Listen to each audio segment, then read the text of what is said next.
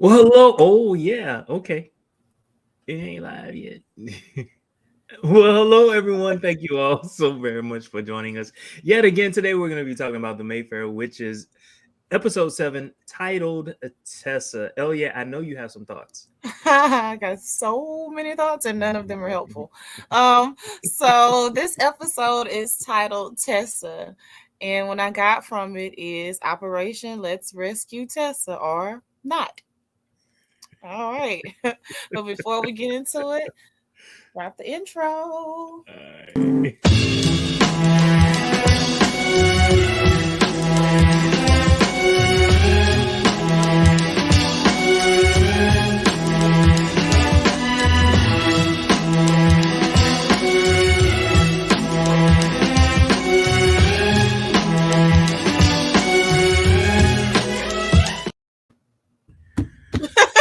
Vibing. It was kind of like Sade. Yeah. Oh, body rolled and came out. This is about to get scary. Oh, oh. Okay, all right.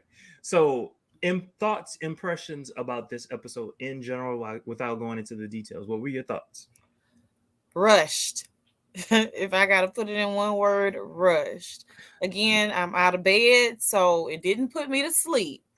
I will say that, but I feel like you had me on roller skates and not necessarily in a good way. Like, I'm serious. Like, Roll, skate, bounce. Pull your ass down. and that's how I felt at the end. Like I fell down, Mm, just lost. mm, mm. So Okay, all just right. kind of rushed. Like they had some interesting aspects of this episode, but it was just rushed. Like, you gotta romance a gal. You gotta hold on now. First of all, y'all drug y'all feet for 5 episodes. And then this is what you do. By the time we get to 7, Mm-hmm. you climax me to death. Like, no. That don't feel good. Well, let me say this. So, you know what? At first when you said that this was rushed, I was just like, I need some more evidence. And then as I think about it, the whole thing with the group of people who burn witches, I mean, yeah, we saw like little hints of that along the way, but it wasn't significant. It wasn't important until by evidence of the fact that we never talked about it. It was not to be talked about. It was like a throwaway, like, oh, okay, yeah, whatever.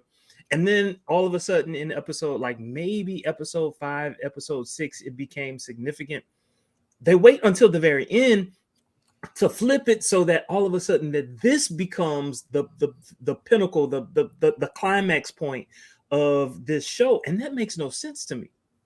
The climax should have been about Rowan, since pretty much every scene Rowan is in.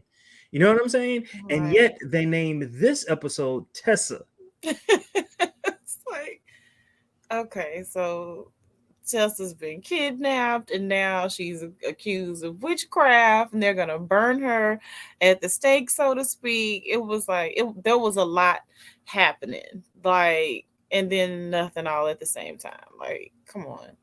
Yeah. We gotta do a little bit better than this. It's like I feel like we're going backwards. Yeah. So another thing, so every episode up until like maybe episode, what was it? Maybe episode 5. Maybe episode 5 was the last time that we got like an intro of the past. They're no longer doing that, right? They're going straight into it. And this particular episode, it kind of sort of started that way when we were dealing with Ciprian, but Ciprian was stuck in Lasher's memory. So, okay, so I'm thinking, ooh, this is going to be significant. And even that was not significant, other than the fact that Ciprian had to basically kill himself to get back into the land of the living. He had to kill himself awake. We don't find out that it's I know exactly how it sounds is how it was watching it. Um, so we don't find out that he's in Lasher's memory until this episode, And then it was just like, okay, I get that Lasher was not a fan of Cyprian. We kind of got a little bit of that in the previous episode, but it's like all out war with Cyprian and Lasher. And, Cyprian's like, wait, hold on. If you wanted me dead, then you would have did this already. Yeah. Yeah. So like, why bring me in this memory of yours to trap me here? Like, what is up with this? That's just like saying this is bad writing. We know it's bad writing, but we need to fill in airtime. We're gonna keep this going. And then the way in which Cyprian gets out, it was just like,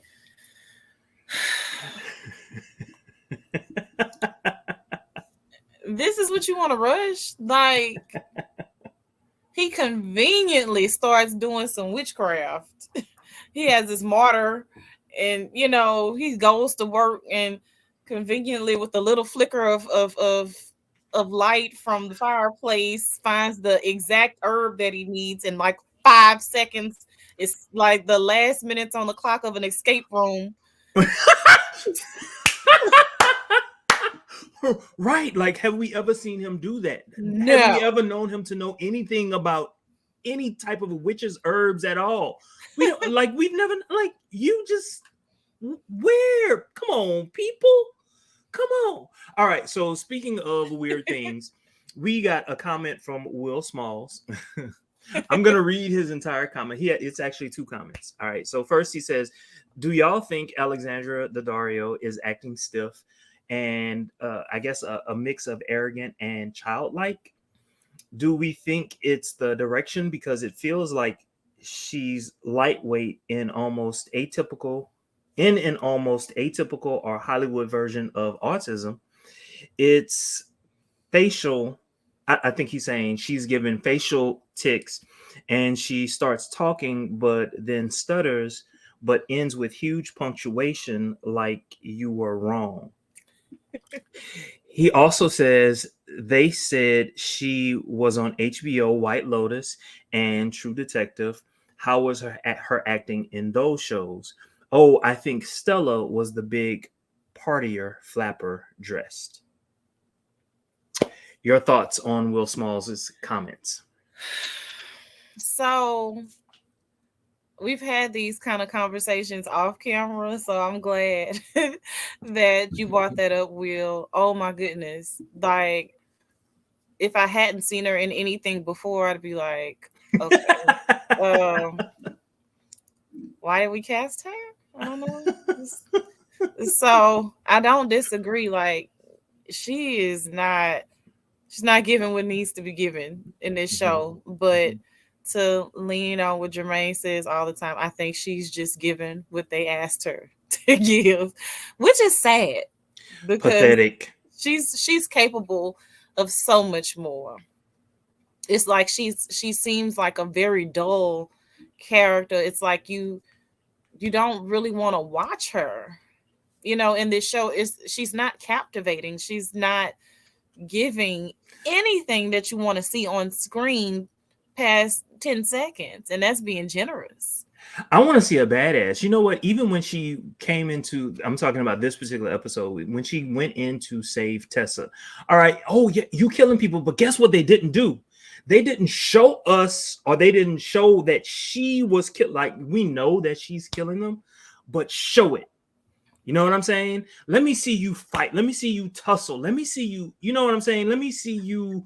I don't know. Like, okay. So we saw that she got shot and she willed herself to help Tessa, which, by the way, Yes. those ropes were very loose. Tessa could have freed herself. And you have poor Tessa that's literally about to be burned at the stake, and she coaching Rowan.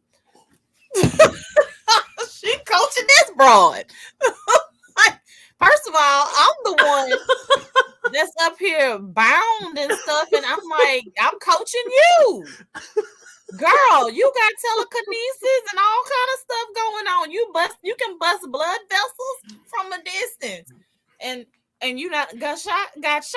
Girl, if you don't repair your cells, then go ahead and get me down from here. It was just, you know what? I wish I was in the room when those writers were thinking about this. I wish I was with the director when he was trying to put all this stuff together. I'd have been like, nah, dog, we got to do this and we got to do that. I realize what's in black and white, but we got to amp it up just a little bit. We got to come with it. Because guess what?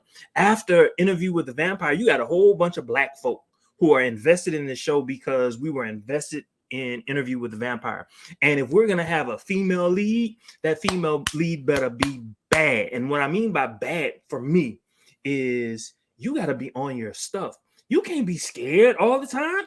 In every situation, she's scared. People are coming at her when her aunties or cousins or whatever were coming at her. She ain't had nothing to say. Nah, you better come back, and you better come back quick. You know what I'm saying? Like, oh Jesus, I don't get it. A timid, pregnant Dr. Witch. Oh, How? let's talk about that. Let's talk about, and you said it earlier, Elia. Again, at the beginning of the show, we found out what about, or Rowan finds out what. Right. Rowan doesn't have a pregnancy scare. Rowan is straight up pregnant in the beginning of the episode, and they have the little egg drop, whatever.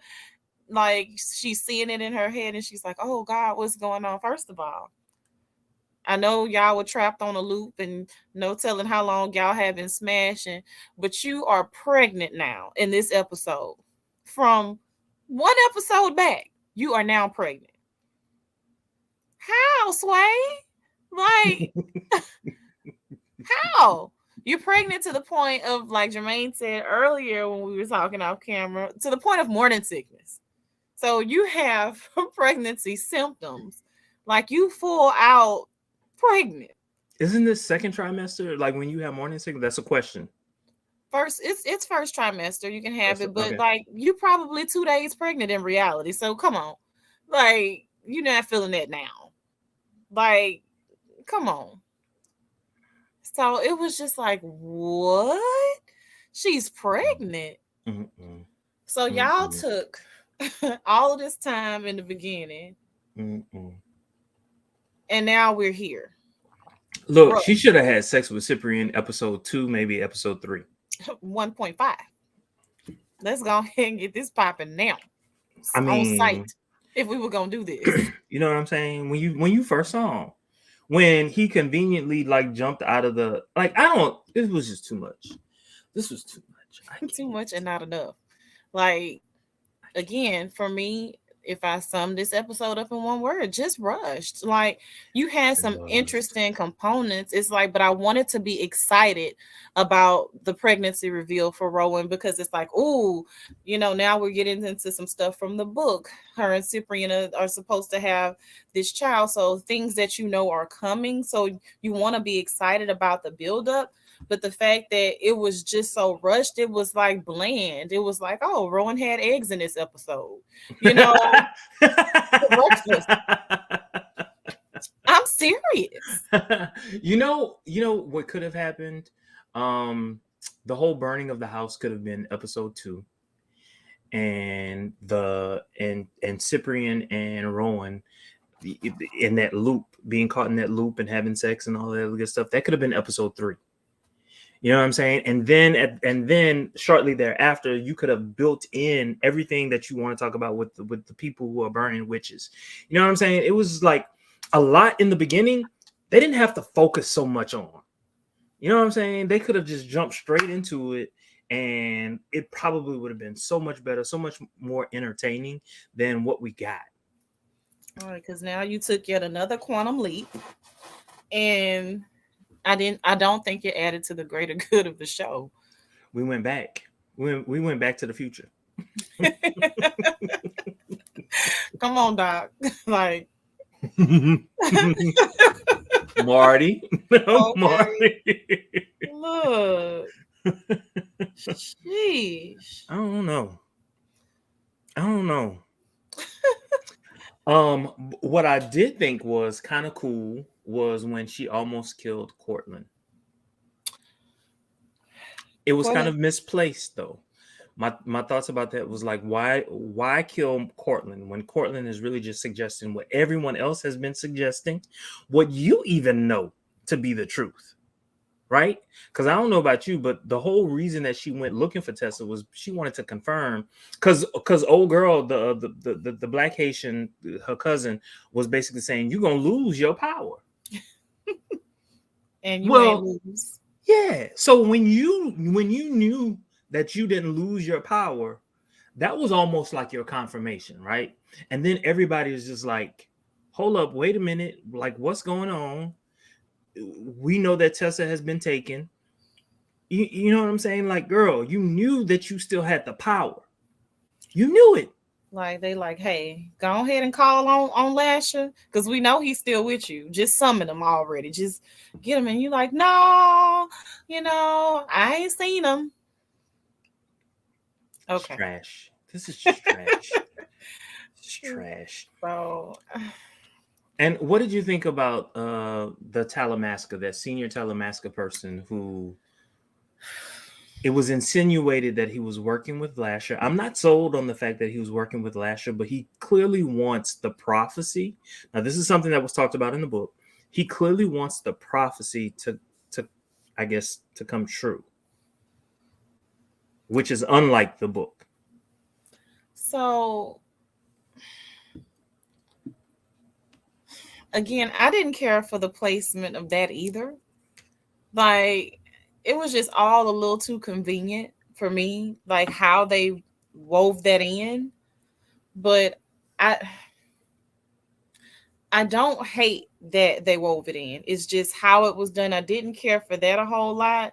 I feel like that could be a pretty decent plot twist to kind of have the Talamasca wanting to have this prophecy come to life. So I don't think that would be a bad deviation, because we've seen some pretty awful deviations so far. So I don't feel like that one would be a bad one, wanting him to have the prophecy come true for whatever reason he would want that to happen. Now, this is the thing for me, as someone who has read the book. I didn't like it. I didn't like it at all. And it's, for the most part, it is changing who and what the Talamasca is, because the Talamasca, based on the book that I've read, the two books that I've read, they did not want the prophecy to come true. Did not want the prophecy to come true. And so the introduction of this particular character and what he was advocating for me, that was a total departure from what I had expected. And I think Corey kind of mentioned something along those lines some Of a time rogue ago. agent. Right. And so that's what he's given. And look, in terms of drama, I'm here for it. Mm-hmm. But at the same time, to your point, I wish we had seen something that had given us some, I don't know, some knowledge, or some, I wonder about him and his character. Like, that's what I'm saying. Again, like, ill placed. Like, why now? And I get, like you said, for the drama, he's on his way to try to rescue Rowan. So they stuck that in there, like, as a delay. So But look, I don't know if you've ever been, well, of course you've been, to the movies, and you got people who know. So people in the audience, they know what the deal is, and you scream back at the audience, "Don't do it! Don't do it! Don't do it!" That would have been a great "Don't do it! Don't do it" moment. But it wasn't, because we weren't expecting it. You know what I'm saying? like, please don't get in the car with him. Cyprian, he ain't taking you there. Yeah, I agree. Like, there was no leading up to this is a rogue agent, and then he's talking about rogue agents in the car on the ride over, Mm-hmm. and having them killed. So it was just like, okay, Mm-hmm. I don't Oh know. Jesus, I don't know. I don't know what to say about It, this. So overall, I will ask you this: overall, what were your, like, if from a scale of 1 to 10, how would you rate this particular episode? this particular episode for me was a gumbo with a bad roux. Um, so hey, I'm a Louisiana girl. It was a gumbo with a bad roux Oh, was it watery? and Light scorched brown, light and brown. scorched and scorched. No, light brown, and you can see the oil. You can see the oil.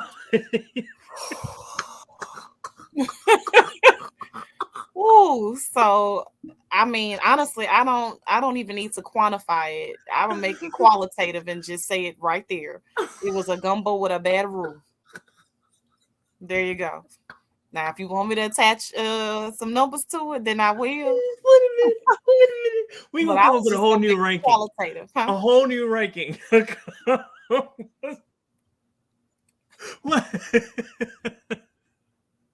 I said what I said now. To me, that sounds like a 2 or 3. That's what it sounds And like. that's being generous. That's being generous. Like, hey, Ah. you had so look, you had the sausage, you had Uh-huh. the shrimp, Mhm. both dry and fresh shrimp. You had the crab legs. You Mhm. had all of that in the gumbo, and Mhm. those are good components to have in Mhm. the gumbo. Mhm. You But had the roux was seasoning? bad, huh? Did you have seasoning? You had the You seasoning. had It the was seasoning it too? was there, It was but just the that roux. that roux was bad. Threw off your whole gumbo. Mm, mm, mm. Tell me I'm wrong. You ain't that wrong. that was this You ain't wrong. episode. You ain't wrong. Look, I will say this for all of those who are watching this. I will say this: the first time that I watched it, which was I think maybe Thursday, I watched it and I was like, "Oh, okay, cool. All right, all right." It wasn't as good as episode 6, but it was still cool. And then I watched it again for this, and I was just like, "Oh my god! Oh my god! What is happening? Why?" So this is the second to last episode before the season finale. What are your thoughts and impressions for the season finale? What are we going to see? What's going to happen? Because clearly they're not holding to the book very much at all. So what do we expect? I'm expecting that they're gonna really rush it again. Like we're gonna be on fast forward from here on out. So we'll be left to try to fill in holes for ourselves. Like and being confused all along the way. I I don't just like to fill my own holes. sometimes it's necessary. Sometimes it's necessary.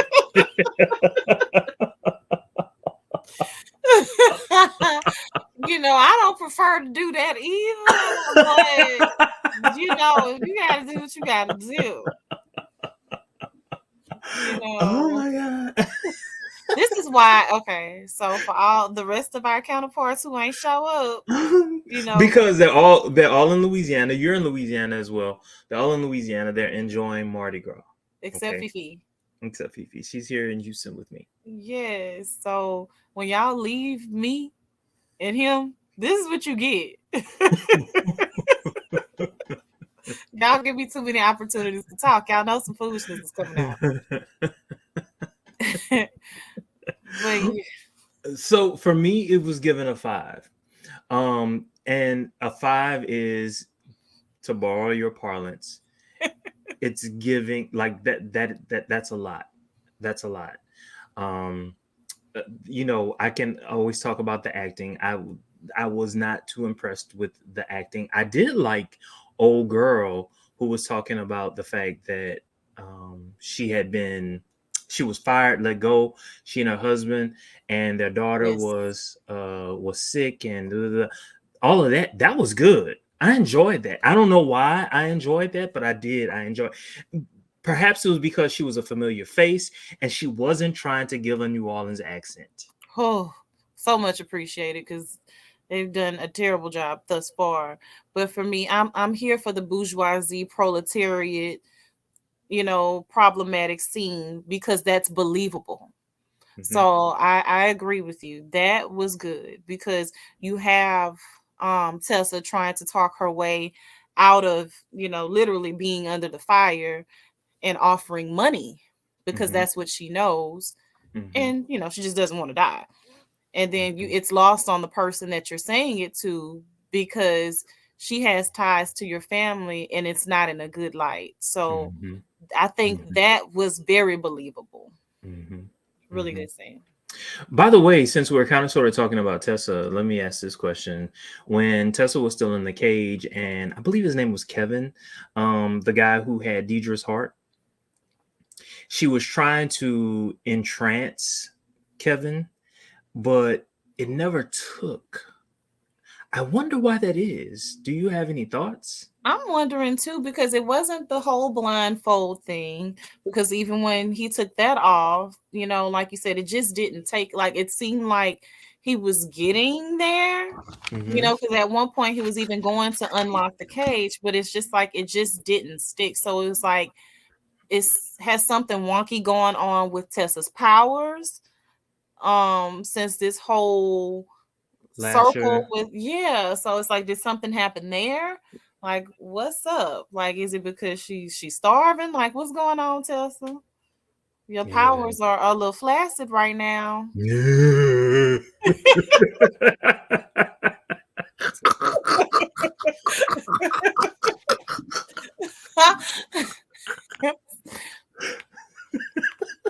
Just saying.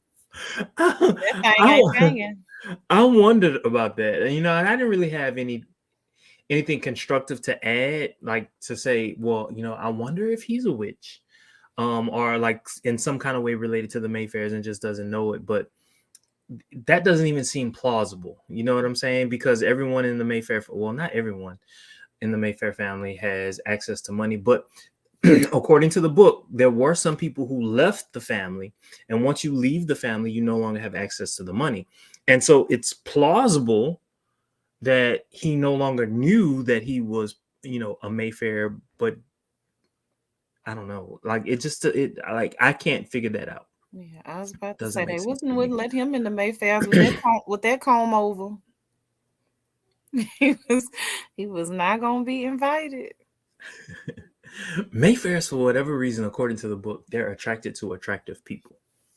And Mm. so, which was another thing. Like, I didn't think that Dierdre was attractive. I don't know about you. Did you think she was attractive? You We know, talked not to talk about women in that way, but if you were going to say that all Mayfairs are attractive, she wasn't given attractive to me. after the like we talked about in the previous episode. Like, you've been napping for all this time, and this okay. You shouldn't have no wrinkles. Like, you were basically cryogenically frozen. Okay. Yeah, Deidre just looked like she's just rough. Tessa is kind of like plain too. Like, even the way that they had her dressed, what? Like, it was like, oh, they're running out of money. And we're running out of money, and so we just gonna put you in these jeans. Look, just show up on set, and we gonna record you. Just show up because this gonna go real quick anyway. Like, I don't They get it. say just show up on set and put on these jeans. I don't get it. Like, she was wearing, like, did you see them? Them jeans came all the way up. It was above her pelvis. I don't. Old people do that. Your teachers from back in the 80s did that. Nobody does that no more. Look, I don't. That's I'm fine with that as long as it looks fashionable. It's just it wasn't given. I don't know what's going on. Like you say, maybe they're over budget. Had to, but based on what, like, Where did it go? somebody please help me. Maybe from going all the way to Canada. I don't know. You know, I don't, They could have Jesus, shot this right in New Orleans. no doubt, no doubt, Would have been better for it. no doubt. Mm. Just come on down here like everybody do, or at least, a Covington or somewhere. Yeah, yeah. I don't Mandeville, something. Donaldsonville, Not anything. Donaldsonville. Come on. Shit, Marksville, anything. But what y'all did? Oh God, it was lacking in so many different ways. This is lacking, and I hate the fact that I grew up in Louisiana. I, I noticed too much. I noticed too much, I and wanted it to just love doesn't make this. sense. I Yeah. agree. I wanted to love this like so much, and it was like, okay. After that episode, I feel like okay, we'll see. Mm-hmm. And what was that, like 6? Mm-hmm. Episode 6. And now here we are. And I see in episode 8 that Ciprian's sister is coming back. Why? Can somebody tell me why? I don't understand. I don't understand these things. I'm interested to see how they're going to fill these massive holes. 'Cause they are massive, like a girl with no walls. Like, come on.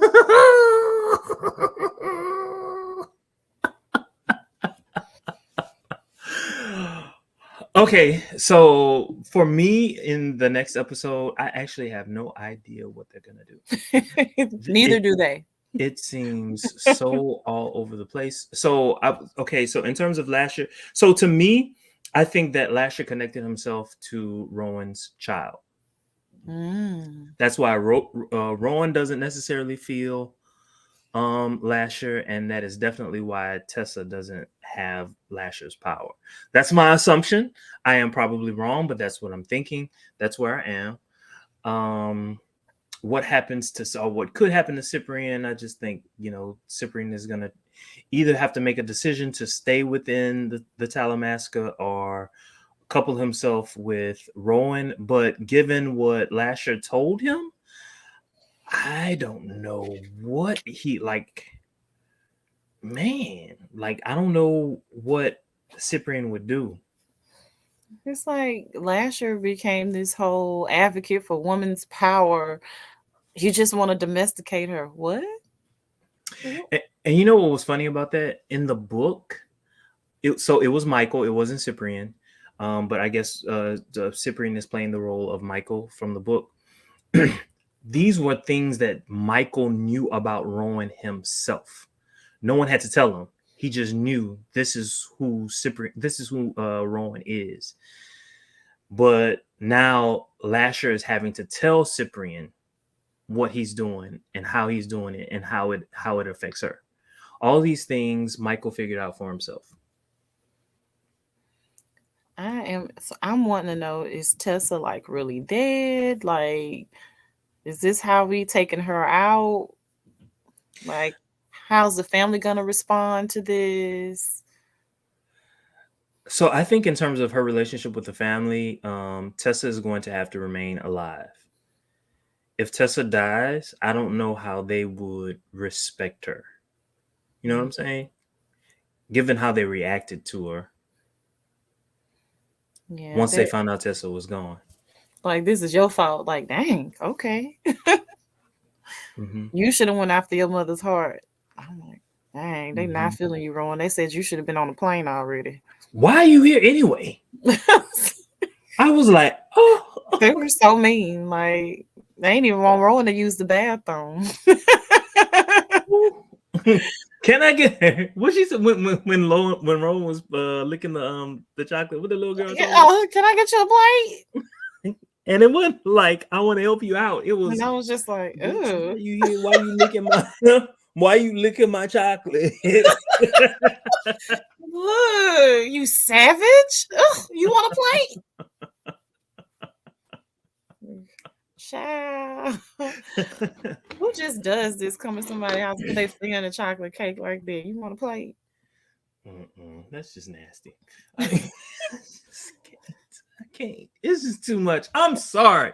I'm so sorry for everyone who loves this, and I'm certain there are people who love it, but I ain't with it.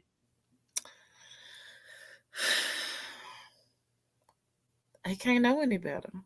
You can't look at this and love it. There's no way. There's no way to love this right now. And I want to love this. I feel you. I really, and I'm still wanting to love this. All of these disappointments later. that's a bad relationship. It's nothing but disappointment. I mean, maybe I'm just a masochist and I'm here for the pain because this has given me no pleasure. Mm. Mm-mm. Well, you know what? We're gonna have to end on that. This is giving me no pleasure.